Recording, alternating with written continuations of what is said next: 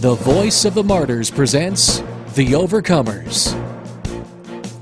A 69-year-old Somali Christian was shot dead by members of the Al-Shabaab, a Muslim militant group, when Bibles were found in his possession. A bus that Omar Khalafi was riding was stopped by militants at a checkpoint near the city of Merka. When the militants discovered 25 Somali Bibles in one of the bags, Bibles that Omar was hoping to deliver to an underground fellowship, they demanded to know who owned them. The passengers remained silent. The assailants then used photos they found in the bag to determine if they could match any of the faces to the passengers. They noticed a resemblance to Omar, and when they asked if the Bibles were his, he didn't respond and was shot and killed. Omar's body was brought to Merka, and the Bibles were placed on him as a warning to others.